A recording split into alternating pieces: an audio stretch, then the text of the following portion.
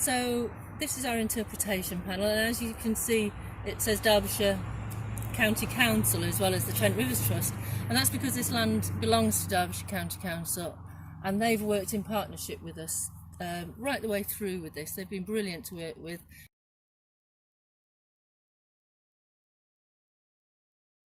This is the furthest downstream of the weirs that we've taken out.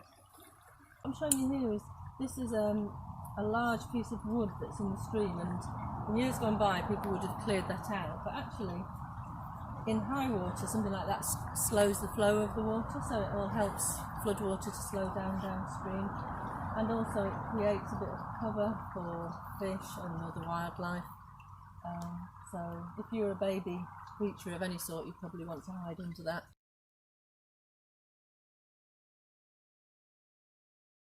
This is the second weir up, and this was one that we took out completely.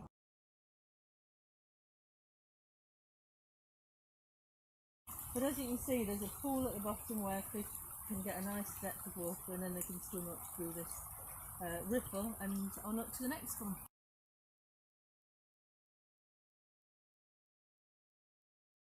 So this was quite a big weir. As you can see on the left hand side of it there's some quite big stones, and then there's this massive slab that we decided to leave in, and we just took out the right hand side of it. But as you can see, it's left quite a nice deep pool for the fish, and they'll be able to swim up there.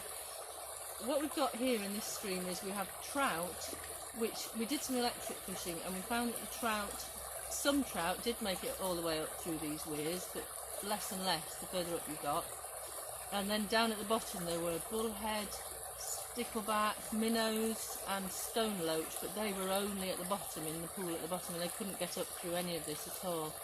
So hopefully, you know, a wider range of fish will be able to get through these barriers now and live out happy days.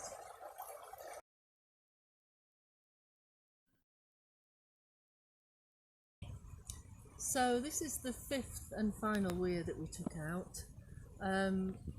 We took most of it out, and it surprised us really how much it dropped the level, because you can see on the far bank from how the roots come down, it's dropped by about 2 foot there. We decided to leave some of the bigger lumps in, because all of that sort of just helps to take some of the power from the stream, because this is a very straightened stretch of stream, it's artificially straightened. So if you just took the weirs out and you didn't put the wood in, you would increase the power of the stream so much that it could cause a number of problems. But also we're quite lucky here because there's a piece of wood there and there's some more wood downstream, which all helps to diffuse that power.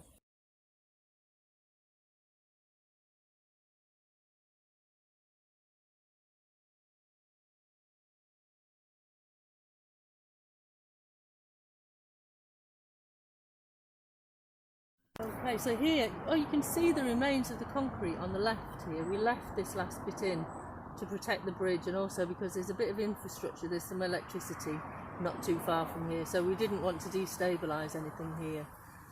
But then we've taken the rest of it out, and it went down as far as you can see there, and so we've broken it up. We've taken quite a lot of it out and put it in the hibernaculum, and the rest we've broken up and we've made these sort of riffles really, and that has raised the water level. You can see that it drops through each of those, so that's raised the water level a bit so that we didn't create a big step at the top that fish would struggle to get through, and there's deeper water through each one and shallower where the fish can swim through.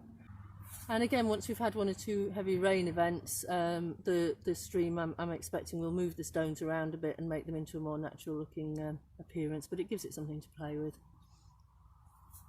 And you can see in a couple of places on the left that we've just scooped out a bit of the bank to enable again the stream to just scour out and make it a bit less of a straight line, because nature doesn't really like straight lines very much. Wiggly ones are a lot better for wildlife in general.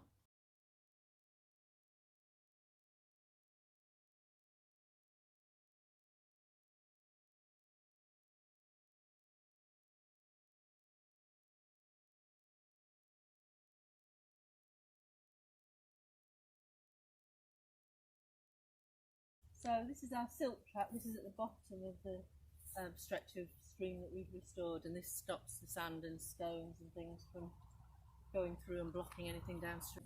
Well, what have you liked about doing this job? Putting something back into nature. It's good for the rivers, it's good for everybody, isn't it? Tell me about these trout in here. What can you remember what it was like last time in here? Yeah, I don't think well, it was a slight disagreement, but I don't think we caught any trout at all. Wow, and that one's a beauty, isn't it? Stunning, isn't it? Certainly nothing of that sort of Calibre. size and calibre. He's a several-year-old. Wow. Probably on the start of their spawning migration, looking around for suitable habitat.